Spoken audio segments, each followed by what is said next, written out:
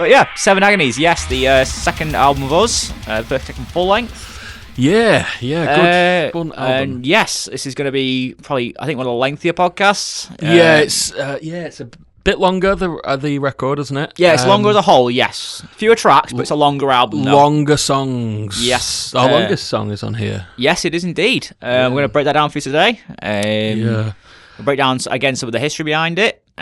Fuck me, this is going to be a while, isn't it? Oh, is it ever? This album took a while. Yes, it did. Fucking hell. I originally wrote the first ideas for this back in 2020 during lockdown, I believe. Fucking hell, that's before we tracked the vocals for Tempest. Yeah, it is. That's wild. Yeah, I remember during lockdown, I had this massive burst of inspiration. Just all this shit just came out of me in one go, pretty much. A lot of people say that, Yeah. Lockdown, it did that to them. Yeah, because you're not busy working, doing all of this shit. You got time to think about stuff. Yeah. Well, I fucking worked every day. They let me out of the fucking hospital. Yeah, you were, weren't you? Yeah. But I was working. I wasn't hospitalised. Yeah. So Seven Agonies, yes. This one, oh god, no, this was a very hard album to make. For a number of reasons we'll go into today. Some very real shit. Yes. So starting with just the artistic side of it, because Tempest, I had a vision for it. It was very specific. I had a goal, and I was working towards that goal. Where the Seven Agonies, it wasn't. It was more like a natural response to Tempest. Where it's like Tempest was. It was specific. It was catchy. It was like short songs, very specific in its aesthetic and stuff like that. Yeah. But with the Seven Agonies, I didn't have any of that. It was literally just very naturally, organically, just coming up with parts and just experimenting a lot more. Like we said before, I was gonna think about doing something like another cyberpunk record, but it just naturally evolved into something else. So yeah, writing that was fucking difficult because the songs it was more because I obviously with Tempest it was a bit more restrained by death metal standards anyway. This one was meant to be more complex. It was supposed to have more dense arrangements and things like that. And I wanted it to be just bigger in general. Yeah, and that's how it came out in the end, basically. Yeah, it is. It is like a grander sort of scope on. It's just more of everything. It's like when BT Band made The Great Misdirect. It's like they wanted to outdo Colours. Yeah. And that's kind of what it was like with the Seven Agonies. I wanted to outdo what I'd already done. Yeah. I reckon it's a better record than Tempest.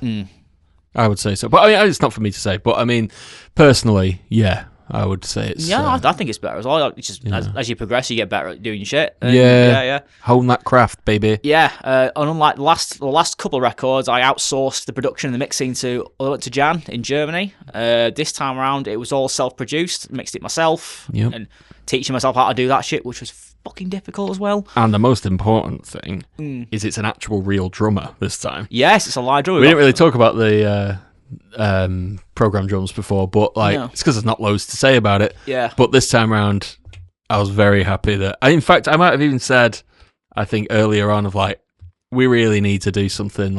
I'm sure it was more than just me saying that, but I was very keen on not doing any more program drums. Yeah. It meant a lot more to me to do a real musician, pay a good musician to do it. Yeah. And that is Frank Smith. Should we get to that later, or...? I don't think we can talk about it now, yeah. Because it was definitely... It's a big part of the record was the live drum thing. Because this time we could afford a drummer. Yeah. We had some spare money. So and he's where, New Jersey? No, I think it's at Washington, I think. Oh, really? I think so, I've got Sopranos on the brain, I'm telling you. Oh, yeah. Always. Oh, don't we always? Fuck you, Christopher. That's my Tony. Yeah. That's my Tony. I'll wipe my ass with your feelings. I wipe my ass with your feelings, Christopher. It's like a little baby. Is that Fat Tony from The Simpsons? It's just Fat Tony Soprano. Yeah. So Frank Washington, you say? Twin Peaks reference? I think he's Washington based. Yeah, something like that. Yeah. Watch it be horribly wrong and watch him just give me so much abuse like, afterwards. What are you saying that for? I'm from the fucking Bible Belt, motherfucker. I don't know. It's like he's in the room. I'm Frank Smith. Sorry, mate. Yeah. I haven't really spoken to you, but you are a bloody good drummer. You can play that shit that he writes. Fucking hell. Yeah, going back to that, because like the drums I wrote for it originally, we were pretty complex anyway. And Danny, they're mental. And then what he sent me back was even more mental. He added to it, didn't he? Yeah, like so many embellishments that he added, like different kick patterns and stuff that were just the cymbals. I love the sound of his cymbals. Yeah, some really nice cymbals. Yeah, they mixed really, really well. Super happy we got a live drum for this one. It worked out so well in the end. It was such a perfect experience. Yeah. So yeah, if you need work, go to Frank Smith. Yeah, he's good. He is the man. Yeah. We're hoping he's going to do some videos for us of it, but we'll see. Yes, so we're going to talk about why it took so long to make this record. It was a period of just over 5 years, I believe. Something like that. Yeah. Well, we tracked this in 2025, like vocally, didn't we? Yes, we did. And you redid the guitars in 2025, actually. I did indeed. Yeah. So like, there was a number of reasons why. Firstly, it was just a creative project like this of this scale. It just takes a while to make anyway. Yeah, because it's just hard. It's dense music. It takes a while to get right. Yeah, and like I say before, like we're all working. This isn't like a job, our job. No, it's not. No. And I mentioned before, I had no concept, I had no vision for this one. It was just me kind of stumbling through it. Doing the next thing. Basically, just doing whatever worked. And then like also teaching myself how to produce, how to get the tones right, get the mix right and stuff like that. It took me a lot of focus on guitar tones on this one. Yes, a lot. Even more so. There was in the other ones, but even more so. Yeah, because I went through so many iterations of different plugins and using the Cortex and just blending all these different sounds together, trying to get the sound I was looking for. Before the quads getting even involved, we had like 3 different ones, probably. Something like that, yeah. Maybe more, I don't know. Yeah, probably, yeah. I remember you'd sent me so many that there was one that you'd sent that I don't even know if I heard before you sent the next one. Probably, you know what I mean? Yeah, lot. Yeah, because I do like to experiment. Yeah. Nothing wrong with it. It was just there was a lot this time. Yeah, a lot of new versions. And then, but the big thing was around sort of 2023. I had psychosis. I had a full-on mental breakdown in 2023. Which was absolutely mental. Yes, it was very scary. Yeah, where I basically took off and went missing for several weeks, I think. Yeah, on and off, really, wasn't it? Pretty much, yeah, and getting picked up by police and ambulances and taken to various hospitals and clinics and stuff like that. Yeah. Which set the record back massively because I had to completely readjust. Yeah, it wasn't just those weeks. There was a lot to do, wasn't there? Get you better. Yes, yeah, definitely. And that happens, let's say, about 2023, that time. Right. Yeah. And then 2024 happened as well. You had your own health issues as well. Yeah, I had some bad shit happen with me, and I had to get better as well, and spent some time in hospital, and we between us had some pretty fucking brutal times, some scary moments. Yeah, definitely. Yeah. But that set us back. Yeah, I mean, I was not well for a while, and then. Danny went well for a while, and then there was a lot of, after all that, both of us being unwell, separate stuff, getting better. Like, it's not just you feel better, it's like, oh shit, there's quite a lot of work to do. Yes, definitely, yeah. And then on top of that as well, like, just other things, just like technical shit, like getting my laptop to work, getting my equipment to work properly. Towards the end of the year, I also had a relapse in psychosis as well. Because I stopped taking the meds for a while, and then I went mental again, basically.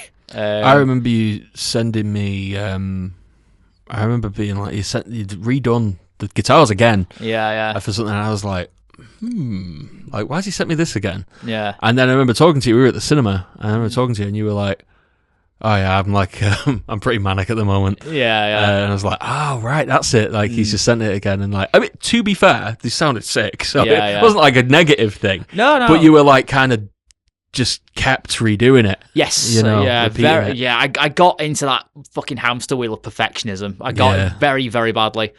I don't regret it because it came out great. That's the thing. It's hard to talk about because it's like come from a bad place, like from your head, like when it wasn't going so good for you. But it's hard to say because when you had redone it, it was like, oh, this is actually sick. It's hard to say. Yeah, I was like, something good came out of it. So, yes, that's a good way of looking at it. I have no regrets about it, really. No. But yeah, so that's kind of why it took so long for this record to get made. It was just a lot of personal problems, and just obstacle after obstacle. It just is what it is. But But a lot of illnesses just between us. Yeah, just a lot of and like death as well. You know, Dad, my well, dad, I mean, we've not even talked about your dad. yeah, like, he passed away a week before Tempest dropped. He did. Yeah, he was cancer killed him, unfortunately. Big Chrissy G. I know. He yeah, was the man. Yes, he got diagnosed in October and he was dead by November. Yeah, and it's I remember moving back to Blackpool at that point, and I would spent a lot of time with you then, during all that. Driving me to the hospital and stuff. Yeah, and it was a very strange time, all that. But I mean, we only bring that up really because it's like, because it coloured the experience of making these records, man. It was such a big deal. It's part of it, and his death is in this record, really. It is, yeah. You know, like we'll come to that, but I mean, also Kempy as well. He lost his mum. About well, it was fucking hell, start of 2020. It was just before COVID, and that comes into it too. You know, like all these, like there was a lot of tragedy around these last couple of records. You know, like personal stuff. Yeah, and it all makes its way in one way or another. It certainly does, yeah. And I could say for better or worse, but I would say for better, really. It's a positive spin on it all. Again, like we were saying before, like having that creative process as well, having to channel all that shit into something, into an outlet that's healthy. Yeah. And we've got that when making these records, man, and it's well worth it. All the arduous shit that goes into making it. You use it. Exactly. You don't think at the time, like when I'd spent fucking ages in hospital, like you don't think that's going to be sort of like ammo for anything. You're like, fucking get me out of here.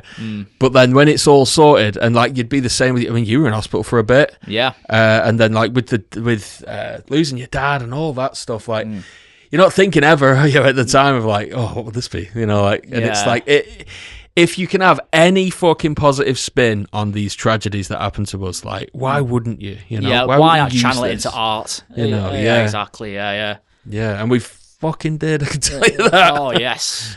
Yeah. But the album came out great, I think. I mean, again, not for me to say, but I fucking, what a banger. Yes. And so we're going to break that down for you. I think I've actually got my notes this time as well. Oh, bro's got notes. I know, I can't even read. Why did I even bother?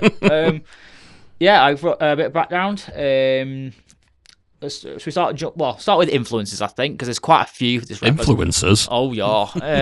There's a lot more just went into this record generally. Like this one in particular, I wrote down like a lot of the different influences. So it's, your classic like Necrophagist, Seen the Buried in Me, The Faceless, Cannibal Corpse, Strapping Young Lad, Black Dahlia. Some new ones for me, like Code Orange. I got into Code Orange during making this record. I know you're not a massive fan, but like... No, I'm going to say like I don't like fucking anything, but except for the Black Dahlia murder, because it's true. But no, I know what they sound like. I couldn't... I don't know what... I don't really know much about them. Yeah, no, fair enough. Yeah, I got massively into that, and then it's like... Some Fear Factory as well, because again, going back off the cyberpunk thing, I got into like these other bands like Fear Factory and Static X and stuff like those kinds of bands. Static X, really? Yeah, wow. Fucking PS1 metal. Are you kidding? It's great. And what else? And then some new ones like Suicide Silence and Gojira and stuff like that. I got into that shit as well. I got into The Cleansing, which is just a perfect record. Oh, it's so good, yeah. And like, so good. And like early Slipknot as well. I got into that as well. Just the best of the best. Yeah, some really, really cool shit. And it's that just taking more influences this time, and it's just a bigger record in general. You know? So we start talking about songs, break down the writing process for them. Yeah, let's just go through number one. Okay, yes. I'll start with the first one, When a Soul Believes. When a Soul Believes. Yes. Nope, you didn't hear that wrong. This isn't about Michael McDonald. This is about where direction lies. This is the Michael McDonald biopic. What a fool believes. Yes. Banger. So, yes. When I first wrote this track, I originally thought it'd be like a penultimate track to an album. Really? I thought of it as like being like track 7 of something, because it was just like, I just went and this riff came out. And at first I was like, this could be quite good as like a... You're getting towards the end of I was thinking like live, like you're getting towards the end of like a set list. Yeah. And you start to like wind down a little bit, and I started writing it in that frame of mind. But then a couple months later, I was re-listening to it, going, "This is better as an opener." Like, because it's just techy and it's fast. And, it's weird hearing that, because I can't imagine it as anything but an opener now. Yeah, exactly. Yeah. But that's how it started originally, when I was coming up with parts and stuff. Yeah. And the song has 2 sections. It has the first half of it, which is like I think it's like kind of classic tech death, really. Yeah. Just good old like Fagisty style riffage and stuff like that. Yeah. And then the second half of it is when it goes dun dun dun dun dun. Like that was like again the Suicide Silence influence coming back into it. Just these fucking There's half blast kind the of bomb blast, sort of how they call them. Yeah. No, bomb blast's different. Is it? It's like I can't remember what you call them, but yeah, you're going like half time on the China or whatever. Yes. Yeah. And that was that was me blending like influences like Suicide Silence and like Nile as well, putting that into it as well to get this kind of like big chunky sound out of it, you know? Yeah. Because again, like I mentioned with Nuclear Hymn, like the second half is just like caveman time. Yeah. This was the same for this song as well. Because I already had this first half, which is super complex. It's like, why not just go into fucking meathead riffs again? And I did. I think it was great. Yeah, it is. It's very. I think there's a little bit of cattle decapitation in this record. Yeah, I mean, I wasn't thinking cattle when I wrote it. No, I remember when I said it to you, you were like, "Oh, really?" Yeah. Especially in track 1 and in track 3, which we'll get to, Hollywood Marionette. Yes. The solo of that could be off Monolith of Inhumanity. Like it's so similar. Like yeah. Very like. Oh, we'll get there. Yes, cool. So, yeah. I think it's worth most of all because when a Soul Believes it's got like it's like 3 movements, and it's got your main first bit, then you've got the meathead bit, and then it goes into your prayer at the end of it. Yeah, it's where William Blake comes back. Yeah, and it's like it's big. Like I wrote a bunch of like synths, and there's like choir underneath it, and it's like the guitar part. Something that's very simple, it's like a supporting element. Yeah, and it's got we can start talking about this is our first song with clean singing on it as well. Yeah, with like sort of clean singing. We recorded it like it tracked it as clean singing, but it's blended with death metal vocals to get this kind of interesting contrast of sound. Yeah, and that took a while, but there was a few iterations of that, really, weren't there? Yeah. But it came out. I was happy with how it came out. Like it's a good ending, to a song, I guess. Yeah, just to like. Oh, yeah, it's an odd one, that song, because it fits at the start, but it's like it's got this really grand ending, but it's right at the start of the album, but it works, Yeah, well, Savages is kind of the same, isn't it? It's got the big. I was going to make the point that it reminds me a lot of Savages, from Psalms, the first song.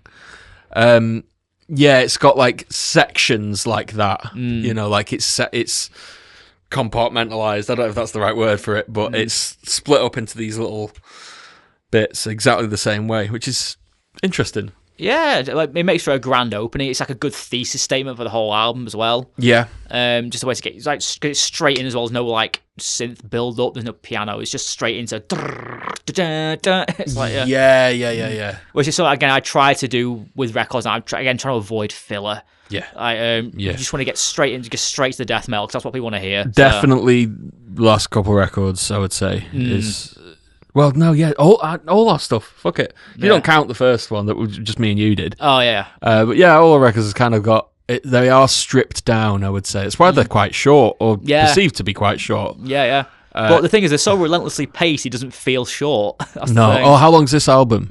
34 minutes. Is it? See, that's pretty decent time, isn't it? Yeah. So yeah, that's When a Soul Believes. Like, next song was that. I don't know what it's about. Oh yeah. Yeah. So it's like. When a Soul Believes is from, it's a quote for William Blake from his old poetry, and it's like a guy, being on the front line. Is God there? Am I going to die? Is there nothing to this? And we did it through like the World War I kind of imagery, like. I mean, to me anyway, if the scariest fucking position you could be in, it would be being in the trenches in the First World War. It's the most terrifying, unprecedented tactics and battles and stuff, like insane numbers that just people the futility of it all as well. It's the birth of machine guns, like just these, like the numbers that were coming back to Britain of like in France we've lost 300,000. It's like numbers that people didn't even know. Yeah, you know what I mean. Like, what does that mean? What's that amount of people that would die in a day and like maybe not that, but like over a week or something. Yeah, and just mowed down of like it must have just been. Not even just being on the front line, being at home, the hearing back that kind of stuff. I can't think of anything more terrifying. Like it's the end of the world. Like there is no God, there is nothing. This is just this is the end, and that's kind of what that's about. And the question, really, with the prayer at the beginning and at the end, is like, what's the point if there's no one there? And it's a pretty bleak song because it is kind of saying that there isn't. But I mean, it's for you to decide, I guess. But like, it's quite a negative one. That yes, Say that like it's like new. Like, I know, yeah. Is there any positive Whittle song? No, I know. Well, the process is positive. Yeah, you know what I mean? yeah. And when we get to the end of this, that's a positive ending too. Yes, it is, yeah. But we'll get there. Yes, next song, Instrument of Penance. Instrument of Penis. Well, honestly, it's definitely one of my favourites on the record as well. It Is it really? I think it is, yeah. Nice. It came out so great. Again, written in my head as well for over about 6 months. I had the first half in my head for about 3 months. Yep. And then again, when I was at work, I just went, I can go into like 4/4 for this bit and then go into a solo and make it chunky and like just switch up the time signature again and make it interesting. Okay. Yeah, so that was, again, it was like 6 months just kicking around in my head for ages, and then I wrote the whole thing down in like an hour on Guitar Pro. Nice. And it just came out, basically. Yeah, there wasn't that many rewrites to that one. It just kind of wrote itself, really. Uh-huh. Yeah.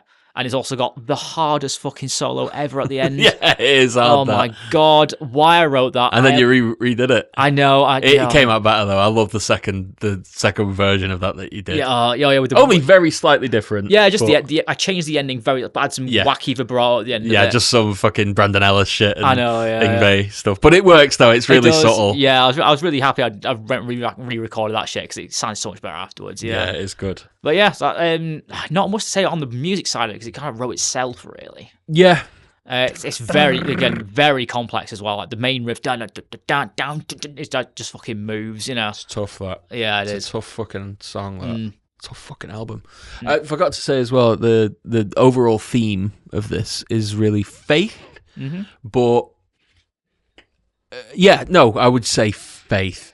I would just go with faith. Yeah, that's the through line for it. Yeah, the question of it, like, is it worth putting my time into? You can maybe God, or is it with someone in a relationship, or is it your friends, or whatever the fuck? But it's faith in something. Yes. Yeah, and the question of it, whether it's a thing, whether you should or shouldn't.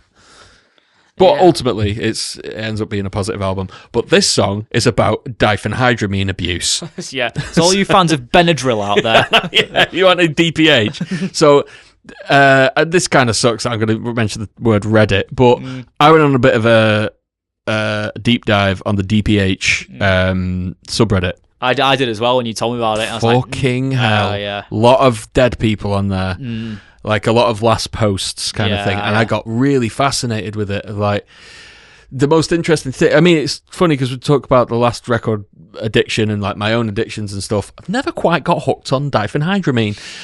But the point of this song was really to talk about that, because what I find so interesting about abusing something like DPH, like Benadryl and these antihistamine drugs, is that even the people that do it couldn't tell you why they're doing it.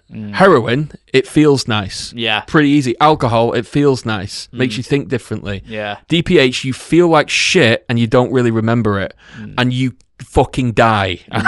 You don't do it for very long. So you take your, say, I think it's like, I don't know, if you did like 100 milligrams and you were quite a light person, you'd probably have this trip. Yeah. But then you have to keep upping it. Maybe a couple hundred milligrams. If you took like 200 milligrams or something of DPH, you'd maybe trip. And a lot of what's interesting as well is like there's quite a shared experience, it seems. Like they have this term Iriel, which is like a place that they all go. Yeah. Which not everyone says they do, but like there's a bit of this like, that's interesting. Like they both seem to see the same thing. The Hat Man is a person that they see that it's like that comes to them, and they could just see this silhouette of a guy with a hat. It's just interesting to me that they see the same thing. But that's not really what the song's about. The song's really about why are you doing it, and they couldn't tell you either. Yeah. And then that ends about as bleak as possible. The last lines in that is nothing left, death. Yeah. And it's nothing, death is the next line, and it's. That's kind of my point with it, of like, don't touch that drug. That is pointless. Yeah, DPH though, I know you get different things like Benadryl and stuff, but what else does it come from? Like, where can you get it? Yeah, you could just get over-the-counter antihistamine. Oh shit, really? Oh yeah. You can abuse those, definitely. Right. I mean, I've fucking had too many antihistamines in my day and had a bit of like a woozy head. But the drowsy ones, if you fucking take enough, you will fucking trip 100%. Christ. And it's very unpleasant, and the come down is apparently like one of the worst. Oh, fuck me. And you forget a lot, you black out. Real. And you wake up and you want to keep doing it. And fuck knows, mate. Like I say, heroin, I kind of get it. Yeah, Luckily, I've never done that, but I guess maybe it's just it's escaping reality and just becomes another form of that, I suppose. But it's like, there's no positive. It's so strange. Yeah, God knows, man. And they see things as well. They get spiders crawling on the walls or whatever. I mean, I'm sure it's like that's very specific. Like you probably have your own thing you're scared of that comes into the room or whatever. But and you can't really. Apparently, when you've been abusing it a lot, you can't really discern what's real and what isn't. Oh, fuck, really? It's very scary, And God. then so I hear you don't do that for very long. You will fucking die, And Jesus. that subreddit, like a lot of them were like, I'm going to trip on 1,000 milligrams tonight. I don't expect I'm going to survive. And it's just this last post, and they are fucking dead. Like, it's confirmed in the comments by someone who knew him. Like, he died. That's mental. Yeah, really scary. So don't do that. But actually, do what you want, as I say. Do as thou wilt, to quote Mr. Crowley. So, next one, Hollywood Marionette. This is the fun one. Oh, yeah. Do go on, Daniel. Main single. Definitely the heaviest song on the record by far. Fuck, how much stuff are we gonna have to beep talking about this? Guess we'll find out. So track 4 is Sundown. Definitely catchiest. Again, it was like a blending of influences. It's like Black Dahlia's in there, like Fountain and Masturbation, those kinds of songs. Oh, yeah. And then it's like, definitely the second verse is so Phantom Limb. And then mixing Strappy Young Lad with Cannibal Corpse and. And again, that first riff actually went through a lot of rewrites. Did it? Yeah, because I was trying to like layer synths underneath it and stuff as well to try and make it. Like, the first riff. Yeah, the heavy. Yeah. Originally, the very first thing I wrote for it, I've still got a demo of it in my hard drive, and it's basically the same. It's a halftime groove with just going. It's really slow. And I tried to like put all this synth shit on top of it to try and make it like a sort of Strappy Young Lad type of song. Will I have heard it? I don't think you will have. No, you have to show me that. It's one of the very first like small demos I was messing around with it. This is what it sounds like.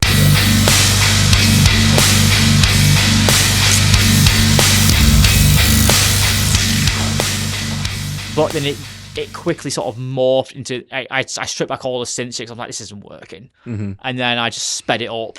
I was like, I was listening to, I think it was like Death Walking Terror or something I was listening to. I was like, I like that. Dun, dun, dun, dun. The intro is so Death Walking Terror. Yeah, it was like... Or like Scourge of Iron, maybe. It's kind of like both put together. It's like that kind of blend. And yeah, I love that riff. I think it sounds great. It's fun. It's a fun song. Oh yeah, and it's like this song's kind of it's a bit of an homage to like old school death metal as well. There's a bit of like it's like death influence in there, and like it's old school like Morbid Angel maybe, or a bit of that. I definitely hear the death stuff. Yeah, because it's like there's certain harmonies and stuff I use. It's always the harmonies, and it's those sexy fifths. Yeah, the fifths. Yeah, definitely. Hell yeah, Chuck. Yeah, it's one of the longer songs. It's about 5 minutes, I think. It's 5.5 minutes. It's towards the end of 5 minutes, I think. Yeah, it's for this type of music. It's quite a long song. Second longest on the record, or is that the EP? EP is that the instrumental? Maybe. No, I think the instrumental might be a bit longer. Yeah, might be a little bit longer. Yeah, that fucking came out great. Good song. Good guitar solo. Yes. And, interestingly, the end was supposed to be a guitar solo for me. Yes, it was, yeah. But I insisted when we were here. I was like, we'd kind of written a chorus, and I was like, Danny, that's got to be another chorus, mate. Yes. And then we tracked it just to test, and we were like, yep, that's a chorus. Yeah, it sounds great. It's a good way of like capitulating the whole song as well. Yeah. Just bring back the chorus riff and the main riff, and just this is the studio magic shit. This is where you're like, you've got it in your head of just like, oh, sick solo here, Jack can do. And then you hear another perspective of like, but what if we just repeat this thing again? Yeah. Well, it's not exactly repeated, it's kind of changed, but it's like, then you've got a bit of a hook, and and like, definitely, that reiteration, nice. Like, get it in people's heads. That was and that riff plays like 3 times in the song, maybe 4, I don't know. Definitely, And it's like, it's hammered into you by then. Of like, and also the first introduction of like harmonized harmonics as well. Yeah. So it's like one harmonic on the left and like it's like the third on the right. Different iterations of that as well. Yeah. I remember when you sent it and you'd read the guitars, I was like, Danny, that's different. I mean, I prefer them now. Yeah. But I got so hooked on like how they were in the other ones. But yeah, like. That you do that with harmonic. I don't know who this is interesting to. I don't know. But, I love the guitar knows out there. Yeah. But like that's the thing with harmonics is like the natural harmonics anyway. Is that they're so precise. Yes. You know, like your tone can completely change that harmonic. You know, Yes. completely. And it only has to be a little tweak on a few knobs and I come. Yeah, what was it about lyrically then? Yeah. Am I allowed to say? Oh, find out. It's called Hollywood Marionette, and we're just taking it to him in America of these fucking nutcase Epstein types and just going like, yeah, you all worship Moloch. And by the way, I don't believe any of that. No. Like, I don't believe they're all a satanic cult. I think it's far worse, and they're just manipulating people. They're manipulative people with a lot of money. That's all it fucking is. It's not as interesting as satanic paedophile cult from space. It's like, come on, they're fucking trying to shut you up. Yeah. No, but it's about that like cabal of fucking nutcases that sacrifice kids and want to fuck. Well, you know, just want to fuck kids and tell everyone it's not happening, and it fucking is. I think it's worth pointing out as well. Like, this is the first record we introduced like spoken word elements as well. Basically, I think every song has got one, apart from in tongues. It's like they've all got it. But well, I like that kind of stuff to make things like flow a bit more. Cinematically, probably not the right word, but it's like a flow kind of thing to me of what's going on now. Like, there's the news reports we did. That's actually me talking. If you can't hear my, welcome today to the news. You know, that's me, because that was like the last thing we needed to track. Yes, for the record, and just like we thought, maybe we could just do like a news report. Like, it's like the whole song is like a news report, but not really. Yeah. You know, like it's. Well, we've got the paparazzo like sound effects and stuff inside there as well, and the crowd noises and shit. Yeah, I really want. As soon as I'd heard that riff, I was like, well, at first I remember saying to you, Danny, this is the single. Yeah. This is the one. Just because of that, because you can sing it, and yeah. Like, right, gotta write something over that's catchy, like kind of Black Dahlia-y, like Trevor Stern had. Yeah. Kind of vibe. And it's just about like pedophile cult, fucking Epstein-y. We don't like talk about Epstein in it, but it's like, you know, anyone in the world would know what we're talking about. Yeah, definitely. And the elite, scary people. So if I shoot myself in the back of the head twice, you know that I probably didn't do that. Because they're going to come for WDL. I think you say they're going to come for Domino's for some reason. Right, so, that's sorted, that one. Next one, Sundown. Yes. Sundown. Yeah, not as much to talk about this one, because again, it's like, it wrote itself pretty quickly. It's, I want to say, maybe the most intense on the record. I was about to use the word. The intro is so intense. Yes, it is. Yeah. With fucking sliding harmonics, all harmonized as well. Just because fuck it. Because it's fun. It is. It's funny music. We like having fun with guitars. That's all this fucking band is. Yeah. Just having fun with a guitar. But I mentioned like how repurposed riffs and stuff. The first verse riff that was going to be on Tempest originally. Was it really? Yeah. When I was coming up with parts and stuff, I kind of had the idea of like going into that straight away. But on what song? On what would have been Concrete Skies. Yeah. Instead of that, when I first wrote the draft of it, that first that riff, it was supposed to be at the beginning of the record. Oh, right. But I was just thinking about it, going, this just doesn't suit at all. Right. So it just kind of stayed in my back burner for ages. And then when I came back to start doing the Seven Agonies, I was like, oh shit, it fits perfectly there. I've got a use for it now. That's interesting. Yeah, it's like most of my music, very little goes out the window. It just gets repurposed or recycled a lot of the time. Right. Because maybe I'll come with a part and stuff, and then just I don't know where it goes until like 6 months down the line. Yeah. And then it just suddenly clicks. I'm like, oh, that's perfect. Yeah. It's a good riff. That it's fucking. That is a song. That is a hard fucking song. That's a song with a lot of vocal layering too. Yes, it is. It's just a lot of layering in general. There's a lot of shit we did with that one. Yeah. I talk about lyrical themes. Yeah. It might be my favorite song. No. The last song's my favourite. Yeah. But it's hard to say one of my favourites because I end up saying all of them, you know. Like, I just enjoy this music so much. But Sundown is like, I wanted to write cowboy death metal. That was straight up. I was playing Borderlands 3. I know that when I realised. I was playing one of the DLCs for that, and that's like, I can't remember what it's called. It's like a cowboy kind of one. Yeah. And there's a line in that that's like, sure as the sun sets at night, I shall have my revenge, or something. Like, that's the lyric we had. But it's like, sure as the sun sets at night, something. And I was like, that's such a like beautiful line. Like, it's so poetic. Like, I love that American Wild West, weird time of like the end of the 19th century coming into this brand new world of like this hangovers of the old West. Like I find that absolutely fascinating. The lawlessness of it all. Yeah. The Wild West, you know. Find it really interesting. And then we just like had a song, I thought, not exactly original, but like kind of like vampires or monsters, like in that world with like in that like cowboy kind of world. And there's no hidden meaning in this one, I'll say. Yeah. It is just fun vampires killing fucking cowboys. Yeah. And I love that, you know? Gunslingers and fucking like evil things, like these curse they're trying to put down, and a lot of fucking lyrics in this one. Oh god, it's very, very dense lyrics for this one. Put fucking Kempy through the ringer, by the way, for this one. Some great layering of like spoken word and death metal on top of it as well. Yeah, to get this weird blend of sound. A lot of quotes from Tombstone, the movie. Kurt Russell and Val Kilmer and that's a good film. A couple of the lines come from that. Skin that smoke wagon, that's from fucking Tombstone. Nice. I need to watch that film. It sounds good. Oh, you'll love it. Have you not seen Tombstone? No, I haven't. Oh, dude. Have you seen Unforgiven? I haven't seen Unforgiven yet, no. Oh, mate, you need some cowboy time. Right, you seen Good, the Bad and the Ugly? Yes, I've seen that, yeah. Have you seen... What's the Sergio Leone? Oh, that one. But what's the other one I'm thinking of? Well, Once Upon a Time in the West. I haven't seen that one either. Oh, right, okay, yeah. That's my homework. Do some cowboy on the go. Man, fucking... I mean, just watch... Oh, and the Dollars trilogy. You've seen that? I've just seen Good, the Bad, and the Uglies. I've not seen Fistful of Dollars. I honestly might prefer Fistful of Dollars. Really? Yeah, and for a few dollars more. I saw High Plains Drifter. Oh, yeah. I've never seen that. That's pretty decent as well. Is that Clint Eastwood? Yeah, it is, yeah. It's basically a retelling of Good, Bad, Ugly, basically. It's got that kind of... He's the cowboy guy. Black hat, white hat. Yeah, basically. Yeah. It's great. I love that. And so many of them are remakes of old Japanese movies. And yes, they are. Yeah. Like Yojimbo and that. Yojimbo is Fistful of Dollars. Oh, really? And Sanjuro. I don't know if Sanjuro is exactly for a few dollars more, but I don't. Yes, I have seen Sanjuro.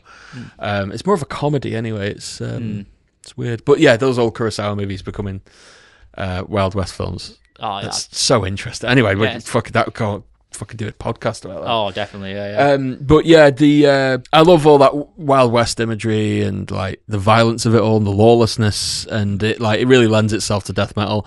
And I don't know if to me it's the first, but there's a big yeehaw in there, and I'm so fucking happy that we get to say yeehaw in a death metal song, and it's before Danny's guitar solo. And have I got a solo in that song?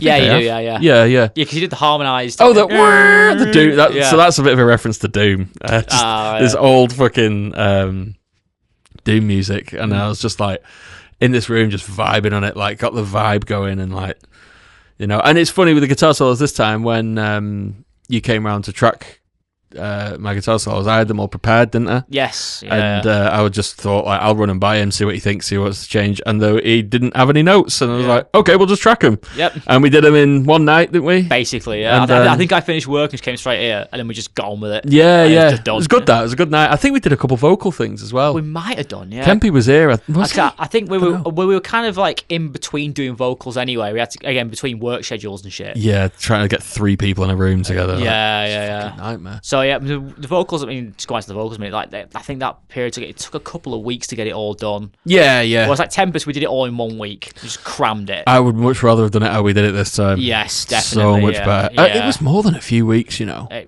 reckon we did it over a month or so. Oh yeah, we will have done actually. Yeah. Because like each song we did, like we kind of spent a day on each song. Yeah. Which I liked doing too. If you can afford that time, it's worth doing because you try so much more. And well, I think it's part of what I like about being an independent band as well, is that you've got that luxury of time. Whereas if you're a signed band, you're in the studio, the time is booked. Well, what I'd think with that is, like, say we were doing that, so we were like signed, getting there, we'd do all this beforehand. Yeah. Get this demo, and then and then you go and track it. Like, yes. Of course. I mean, of course, that's how people work. It's just like a massive amount of work, but.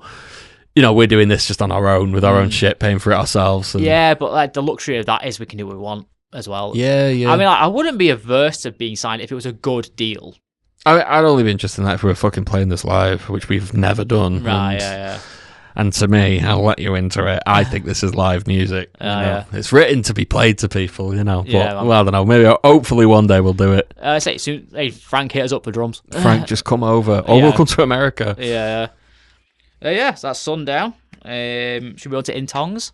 In Tongs. Yes, the big proggy middle of the album track. You will have a lot more to say this about me than me. You wrote all this. I did indeed, yeah. The main idea with this record, or this song, was to kind of just to take it down a notch, because the first 4 songs are just mental.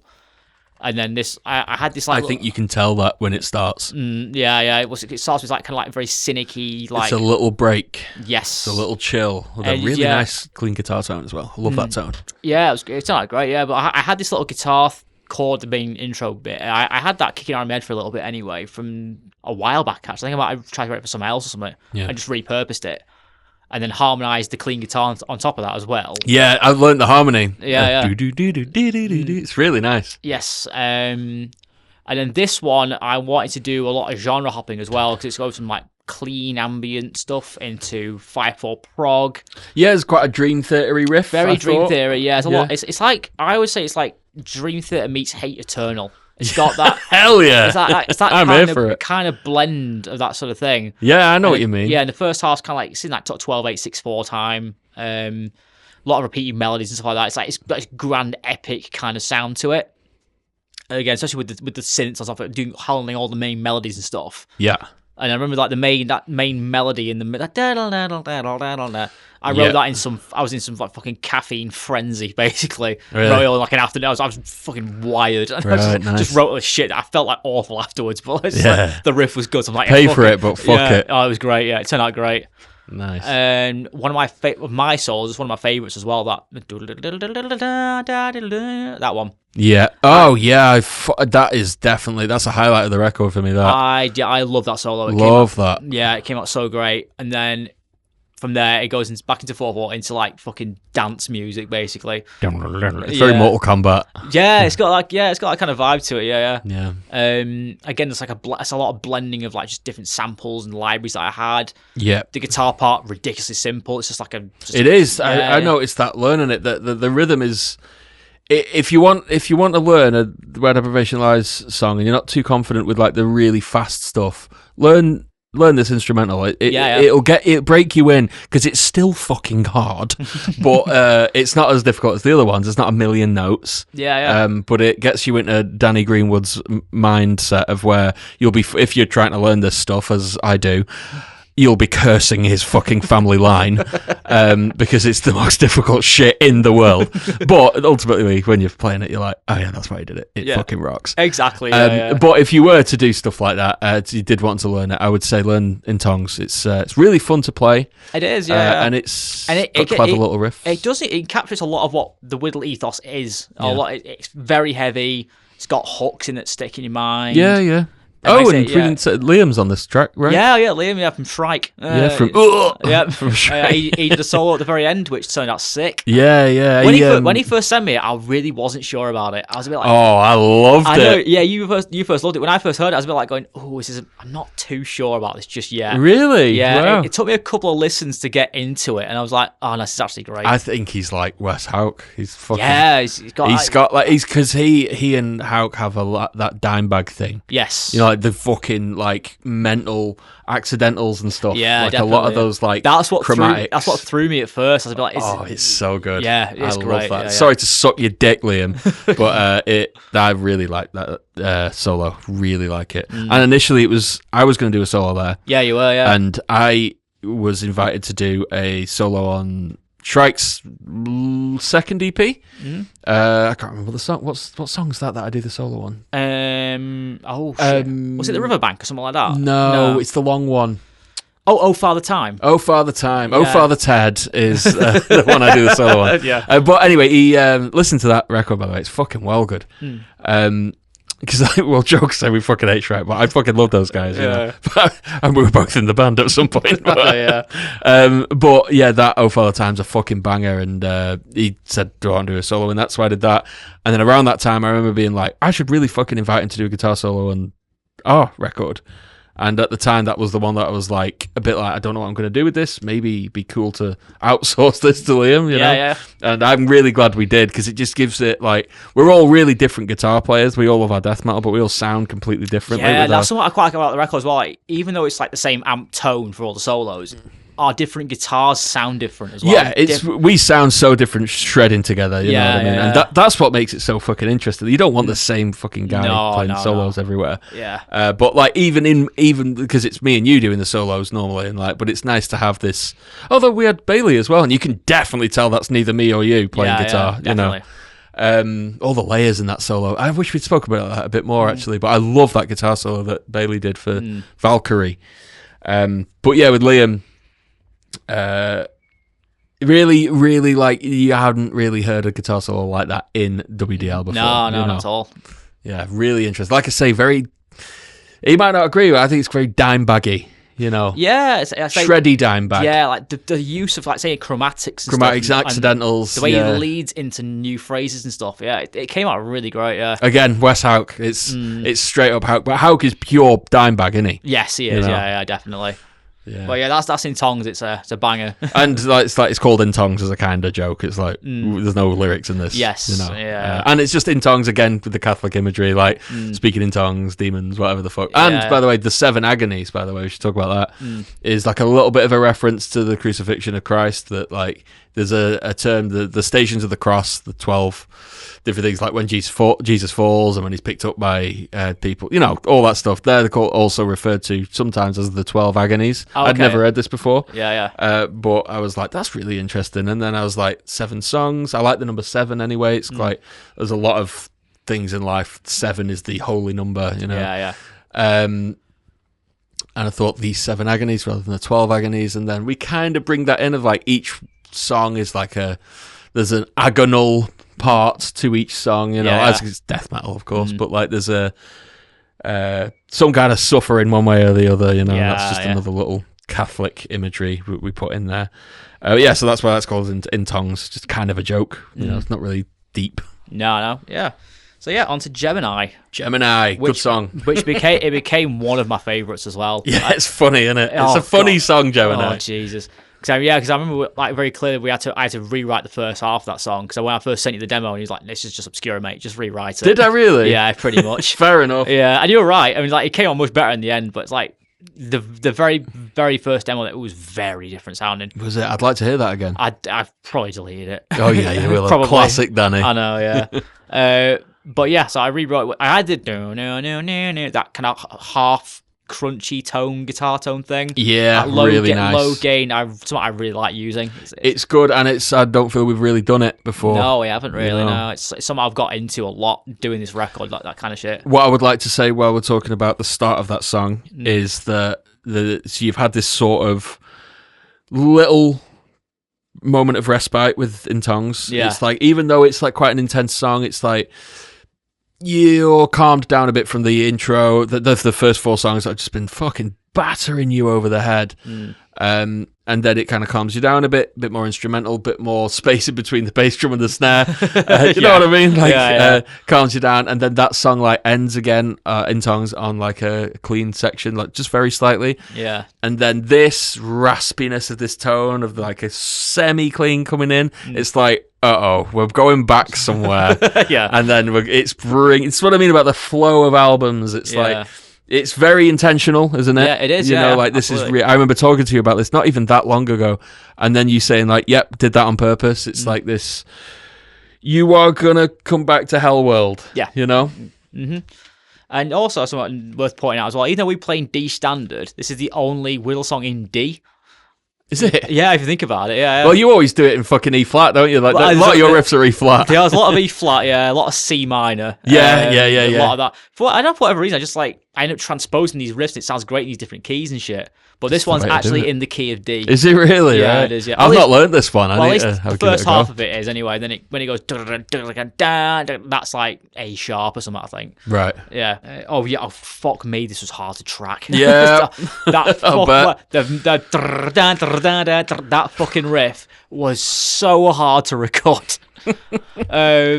because again, when I'm especially with tracking, I'm so particular about every nuance. Yeah. And there's like a very specific tone I'm after out of the guitar, the pickups, the amps. Yeah. But I was able to get that kind of like metallic, like raspiness it's to it. Quite percussive. Very percussive tone, yeah. That's what I'm after with this type of stuff.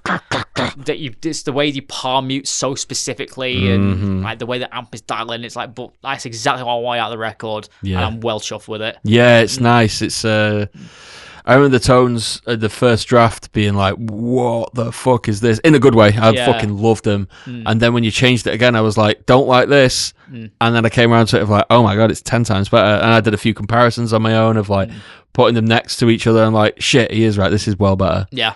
You know, going back to when, you know, you were pretty manic with it and redoing it a lot. Yeah. And me thinking like, you know, like going back to a good thing coming out of something quite negative, seemingly to me, because I'm discussing it with the camp of like, he sent another, he's like redone it again. We were both like, why? It's fucking perfect.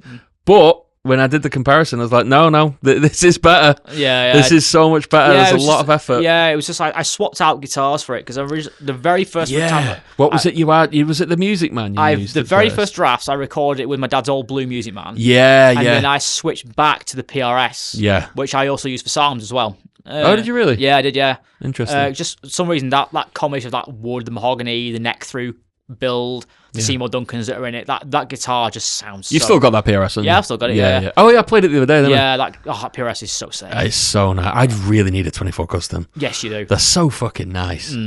I'll definitely get some more at some point because they're fucking so good. Yeah. Like if I could play any like one brand of guitar forever, it'd be PRS. Would it really? I could happily just play PRS forever. Yeah. Wow, that's a statement. The thing I've heard a lot about from guitarists is that once you go PRS, you know, other than who went back from PRS back to Ibanez, Mr. Paul Wagner. Mr. Wagner, yeah. Which I'm an Ibanez boy. I fucking will always. I'm a stan of Ibanez, but except for my Jackson that's staring at me right there. But I mean, no, I've got about 4 Ibanezes.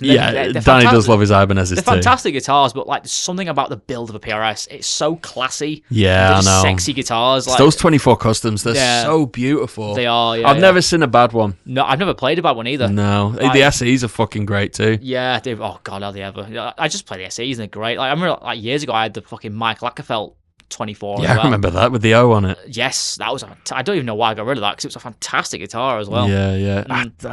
They shouldn't have put the O on it. I don't know. I kind of liked it. I don't know. I mean, it's a bit. And gold hardware in general is a bit ostentatious anyway. I live for it. Yeah, if I got a custom, man, I'd have it black and gold all over the fucking place. Yeah, fucking whatever. Yeah. That Jackson with gold hardware. Oh my god. That would look good actually. Yeah, man. Have you seen the guitarist from Vitriol? His custom Jackson. Yes, I think that's a Kelly. The Yeah. gold hardware on that. Yeah, oh my god, the bridge. Yeah. Anyway. Yeah, Gemini. Yes, Gemini. I think that's kind of. We've got the solo trade off again as well. Yeah, little trade off, like a little solo. Yeah, thing. yeah. I really like that bit. Yes, and as ever, you put like 7 harmonies on it. Yeah. Hell yeah.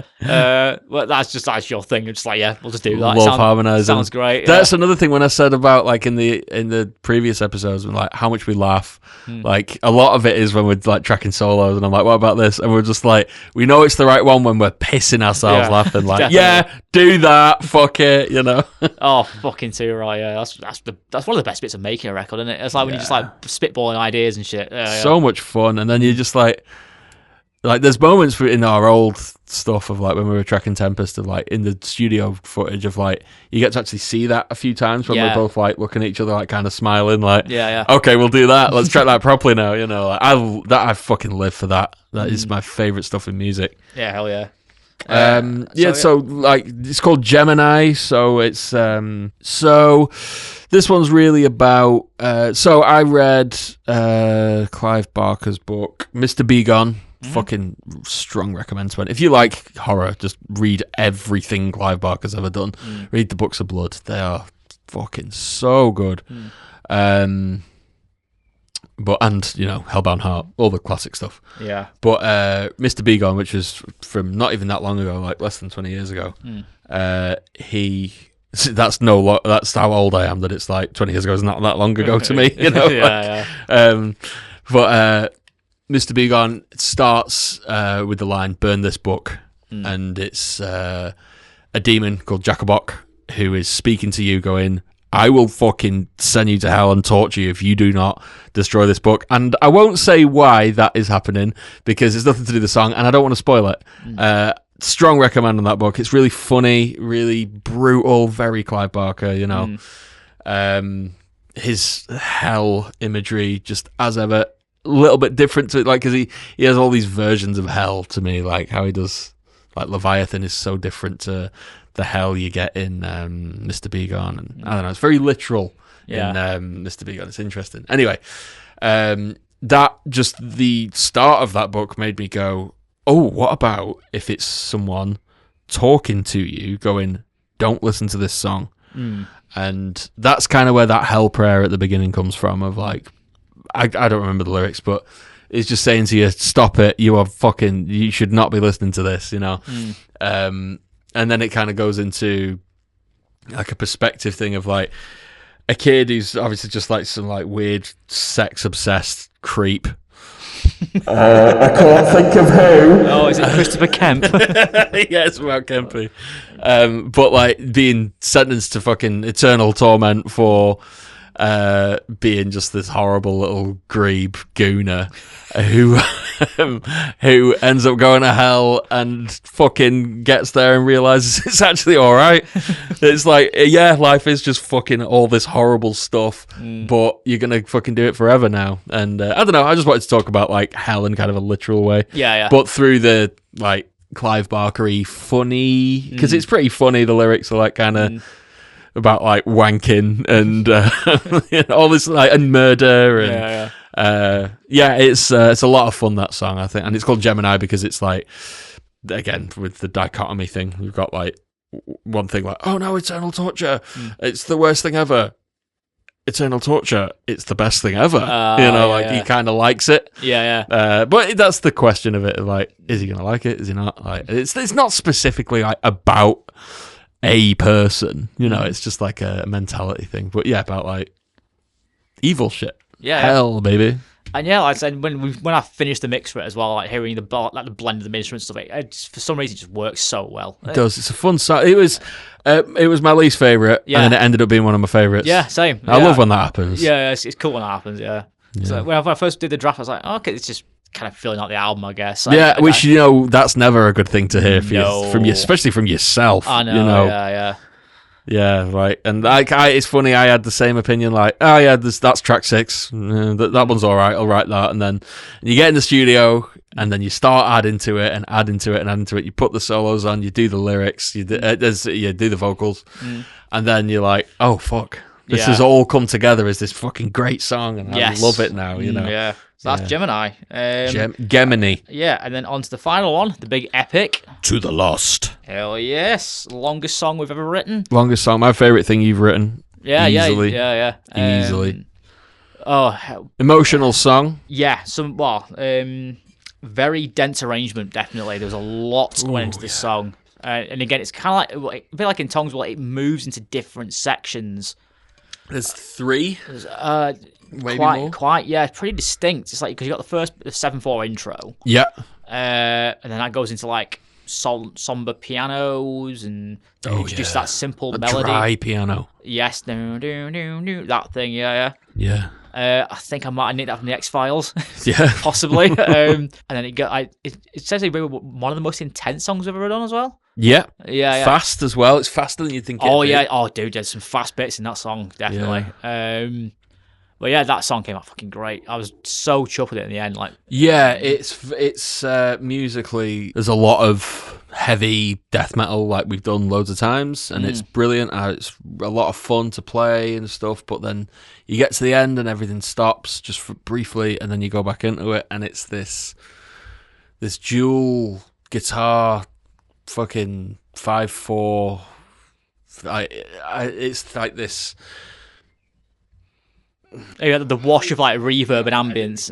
Yeah, it's ambient. Yeah, it's like this sort of ambience, but with this like scream to it, and like, and it really just, every time I listened to it, I would just sit there and think, and I knew what it was about straight away just from the music. Yeah, it was like a lament. You know, like it was talking about people we've lost. Yeah. And I thought it was really straight away was like, this is my favourite thing he's written.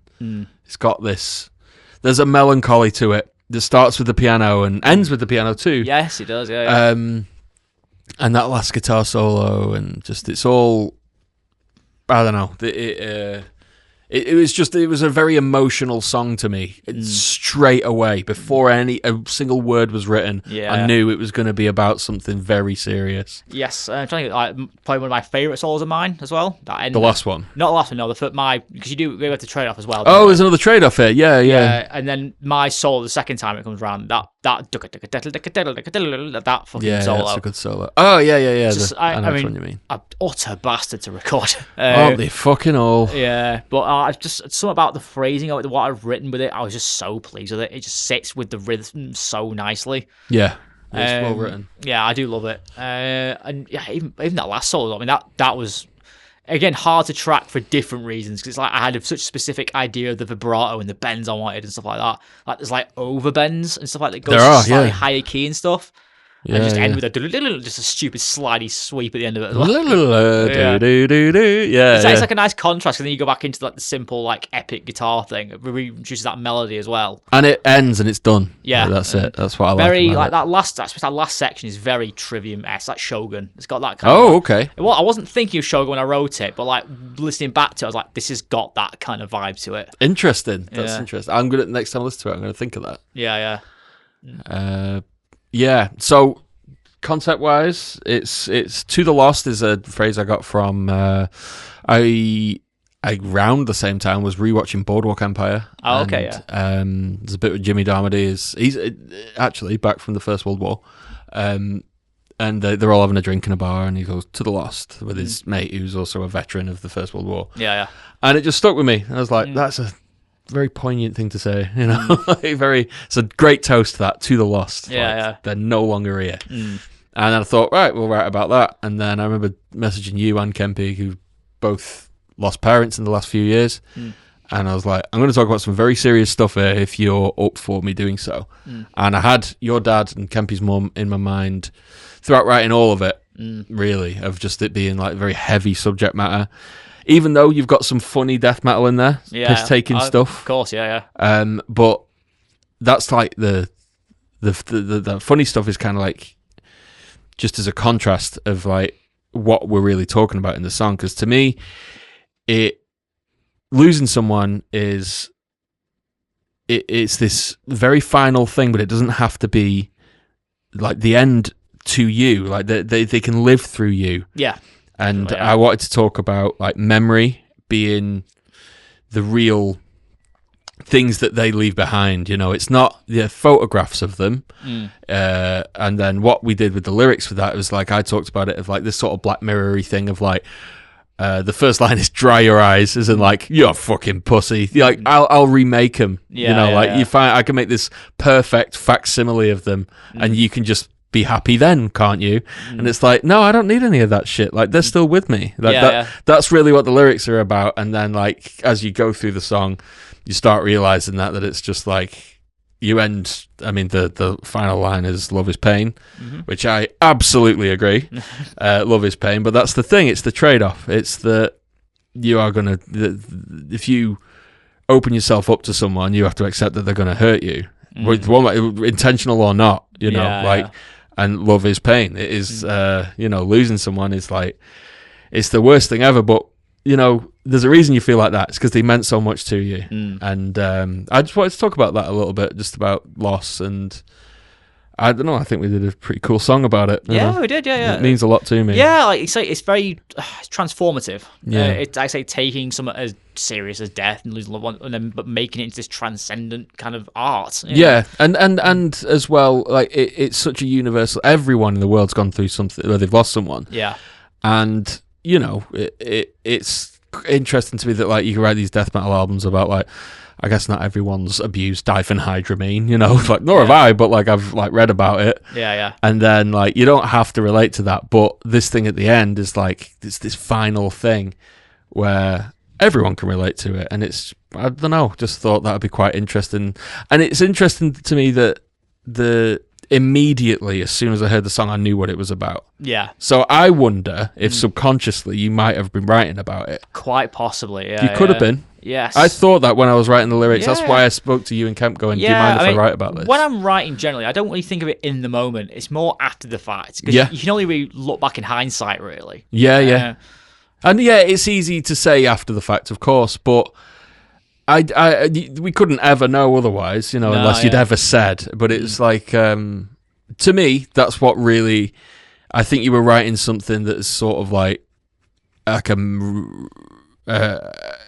a remembrance of your dad, or just in general. Yeah. Of people. It doesn't have to specifically be about your dad, but to me, I don't know, I think you kind of were. Yeah. Probably talking about him with your music. Very possibly, yeah. Because obviously losing my dad was such a big deal as well. Like, fucking hell, because he was one of my best mates as well, and I lived with him till the very end. And we shared the love of guitar and music. That's and the thing. But I mean, not a lot of people know your dad, but I mean, a few people listen to this might. But they'll know that he was, proper fucking musician. Yes, you walk into their house, all it was fucking guitars everywhere. Yep. Every room was dedicated to guitars. The kitchen table was a guitar workshop. Basically, yeah. So listen, we had a dining table. We never ate off it, ever. It was just a workbench. That's all it was. Always some guitar that Chris was taking to pieces, and just walk in and there's Deep Purple are on or whatever the fuck, and it's just very like it's like he was big part of your life, and He was a big part of a lot of people's lives because he was such like a known quantity in the area and stuff like that. Everybody knew, proper character. Knew him, proper character. Everybody loved him, and he was great. Funny fucking guy. Yes, definitely. Very funny guy. And it's just nice to with something like this where I think death metal transcends that it transcends those sort of like people can put things in the way of things like death metal because it's like, oh, this ridiculous music. How could you ever write, anything nice? Or it's just like it's got to be about hell and death, and like which we do. But, but it's like because it's so personal to me, like death metal, and it means so much. Like it'll always be my favorite thing. Like regardless, I listen to loads of different types of music. So do you. Death metal's always going to be my favorite. Yes, absolutely. And it's nice to be able to like. And by the way, I'm not saying we're any fucking pioneers. People do this shit all the time, right? Yeah. Meaningful Stuff through death metal. Like, fucking BDM did it loads. But, I say did it, I mean, like, Sternad when he was alive. Yeah. But it's nice to use the thing that we know a little bit about for something very personal, very real, for once. Yeah. I don't think we've really had that serious a song before. No, not at all, no. Well, because usually it's just we're having a laugh, just making absurd music, aren't we? Yeah. And, like going back to Tempest of, like, it being very real for me, well, no, I guess that's also very serious. But, I don't know, it's kind of piss-takey too, but, like, To the Lost to me is, like, this very, like... It's like a remembrance thing. Yeah, definitely, yeah. A great way to bookend an album as well, like just this big epic. It had to be the end, of course. Yes. Yeah. But it's just, I wanted to say about that it's very much, as soon as I heard it, it's like, it has to be about that. Mm-hmm. And it turned out great, so... Yeah, it's my favourite, easily. So, that's Seven Agonies, all summed up. That was the Seven Agonies. Mm-hmm. Be sure to check it out on Bandcamp, it's on Spotify, YouTube, the usual. Listen to it however you like, but if you don't like it, don't tell me. Good evening.